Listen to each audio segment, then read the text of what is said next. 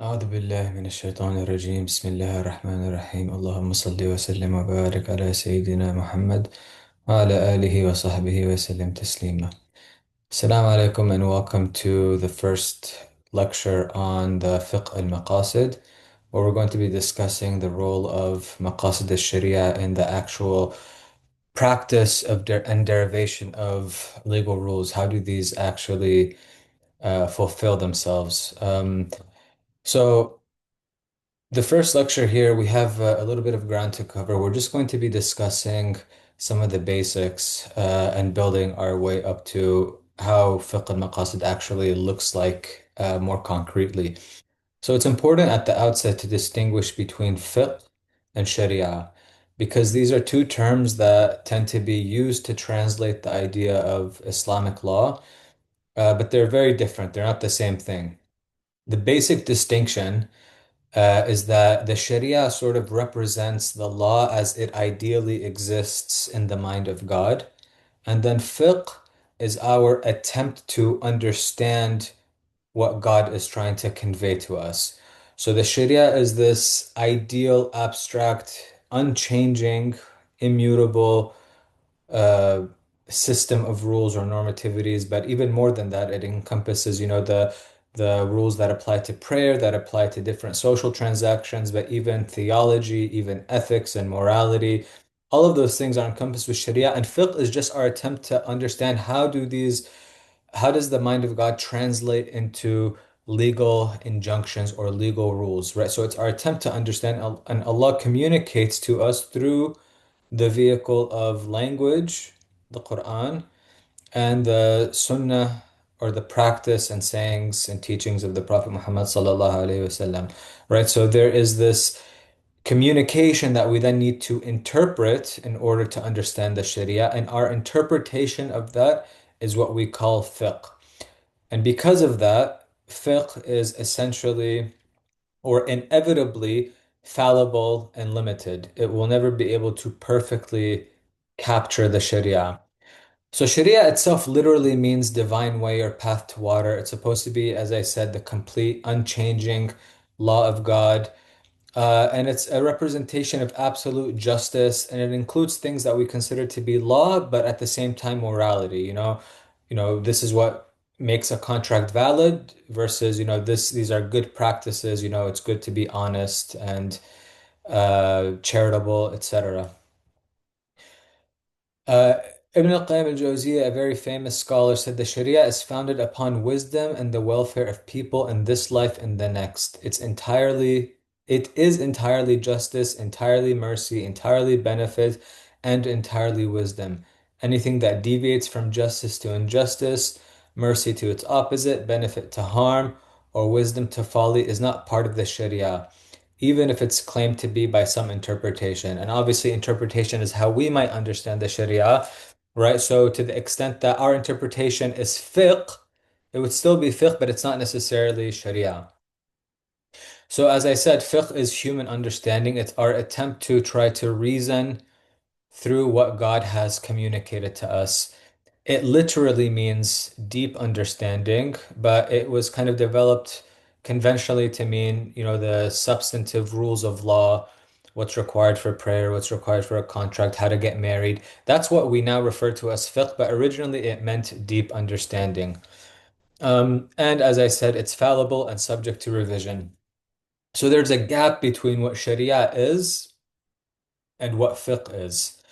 The idea that Sharia is perfection, but it's the sort of target that we're trying to aim at, but one that we can never be certain of actually having achieved or struck.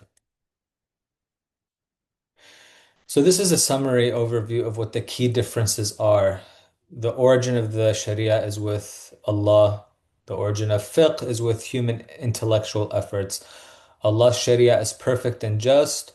Our fiqh is fallible and imperfect. Allah's Sharia is immutable and unchanging. Our fiqh is susceptible to evolution and change. Sharia is singular and objective, fiqh is plural and diverse, and we'll get more into that in a moment. Um, Sharia is the ideal standard, and fiqh is just our approximation of what that ideal standard is. So the implication of this, or it follows, is that because we are trying to interpret, people are going to disagree over their interpretations of what the Sharia is. So their fiqh judgments, their understanding of the Sharia is going to differ from one person to the next. And that's sort of built into the system. And the Prophet Muhammad SAW acknowledged that and validated that disagreement when he said that the disagreement of my ummah is a mercy. So the fact that we are imperfect and that we might reach different conclusions is something that's actually intended by the Sharia itself. So it's not a bug of the system, it's actually a feature of the system. And we know how there are different schools of law within the Islamic tradition. So each of these schools of law are different attempts to try to comprehend and grasp what the Sharia is. And each of them, therefore, because disagreement is authorized and validated, and disagreement is legitimate, all of these schools of law represent authoritative and legitimate and equally valid attempts to understand God's law or the Sharia. So, a mujtahid is someone who is a legal expert who is charged with the responsibility of trying to interpret the Sharia from the Quran and the Sunnah primarily. And so their responsibility, therefore, is to try to understand, okay, what did God intend? What does He want from us to do? Meaning the mujtahid does not legislate what he thinks to be in his own judgment, the right rule or law that must be implemented or applied, but the mujtahid is primarily an interpreter. They are just interpreting what God communicated and revealed to us. And part of the authority of the mujtahid's judgment comes from the fact that they expend and exert their effort in trying to understand God's intent. Meaning, it's not just, oh, well, I feel that, the Sharia wants me to do this or whatever, but there's actually a very deep and rigorous and scholarly process. You have to engage in what's called istifragh al-wusa, or complete and exhaustive investigation. Only then can your fiqh opinion or interpretation be considered legitimate or valid. If you fall short of the scholarly rigor, then it's your own whimsical opinion. It actually counts for nothing. Um, so what this means is that for the vast, overwhelming majority of issues in Islamic law or in fiqh, we can only have a preponderance of the evidence or a very strong opinion about what is right or and correct, but we can never actually reach conclusive and absolute final certainty on the vast majority of issues. Now, for example, we know that there's five prayers in a day. That would be considered unchanging and immutable because everyone agrees on that. That's one of the sort of fixed aspects of the Sharia that are not really open to interpretation and disagreement and judgment and revision. But for example, do I hold my hands above the navel or below the navel in prayer? Do I have to recite the Basmala when I recite the Fatiha in prayer? Those are the parts of prayer that are fiqh and not Sharia that people will disagree over.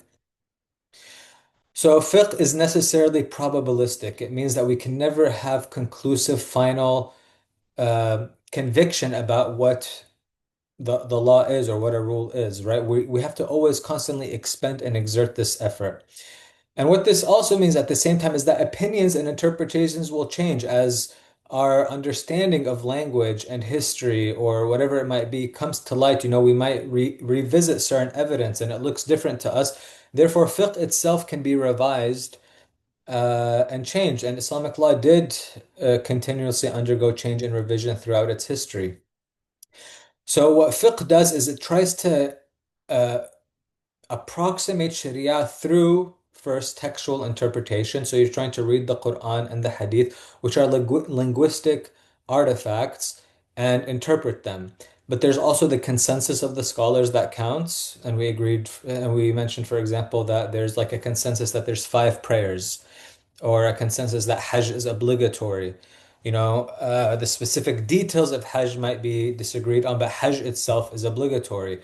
There are also analogical reasoning, which we'll get into more in the future. And there's also sometimes the discretion and the judgment of a particular mujtahid about what's proper and good for a particular situation. For example, you're not allowed to pray with filth on your clothing, right? It can't have something that is considered to be impure. But sometimes there are people who work on farms, for example, and they can't avoid having, the animal dirt or whatever it might be actually soiling their clothes. And so certain discretions can be afforded depending on the situation. But all of these are supposed to be grounded in the Sharia. What this means is that there's a paradox of juristic authority, right? The jurist is not they don't legislate, but they just try to interpret what the law is. It means that they're authoritative only to the extent to which they employ this rigorous interpretation, and not just from the mere fact that they are, sheikh so and so or a scholar. And what matters above all is that there is a sincere effort and exertion, right? Not that you are kind of whimsically interpreting things for yourself, whatever feels right, but you have to take a very exhaustive survey of the sources, look at what they mean, uh, engage with different kinds of knowledge, the history of language, for example, or the history of hadith and hadith criticism. All of these things factor. And so the distinction between Sharia and fiqh is important because, first of all, it legitimates this diversity of opinion that we've mentioned. It teaches us humility that we can never kind of walk around declaring that, oh, my opinion is the correct one. Absolutely. Whoever disagrees is misguided. That would be incorrect because fiqh is just probabilistic. It allows for accountability, holding juristic opinions to account. No one is infallible. No one has issued the final opinion or position. It permits also this flexibility, the idea that interpretations can change, whether from different regions or different time periods or different scholars. And there's an ongoing discourse. Fiqh is a very living discipline and not something that is closed and stale. And just to close off the difference between Sharia and fiqh, Sharia is the perfect divine ideal law as it exists in the mind of God. And fiqh is our attempt to understand what God intended, what's in God's mind, so to speak. And it has to be implemented through ideal, rigorous scholarship and sincere effort. And the idea is that the fallibility a fiqh is not a flaw or a defect, but it's actually one of the principal features. It's a mercy. It's a good thing because it allows the Sharia to accommodate the complexity of human life. And ultimately, a scholar and a layperson is going to be judged on the sincerity of their effort and their search.